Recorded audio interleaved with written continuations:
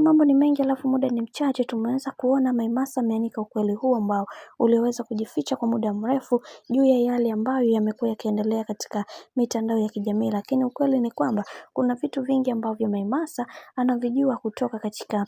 familia ya bwana mkubwa Diamond Platnumz, na wengi wao walitamani sana kuweza kujua ni namna gani ambavyo watu wanaishi kwa amani na kwa furaha pia, lakini leo hii tumeweza kuona baadhi ya watu wengi waliweza kufunguka vitu vingi juu ya haya ambayo yanayoendelea sasa hivi, na wengi wao waliweza kuzungumza na kusema kiukweli tunatamani kuweza kusawazisha yale makosa ambayo yaliweza kutokea katika maisha ya nyuma, ila tunashindwa namna ambavyo mambo yalivyo, na sasa hivi ni vitu viwili tofauti, ila tuna imani kwa hiki ambacho kilichoweza kutokea kila mtu atajifunza kutokana na makosa ambayo amekuwa akiyatenda, kwa sababu kuna mambo mengi ambayo yameweza kutokea na kila mtu anatamani kuweza kuona furaha ya Zuchu yakikamilika kadri siku zinavyozidi kwenda, maana kuna mengi ambayo yameweza kutokea na hakuna mtetezi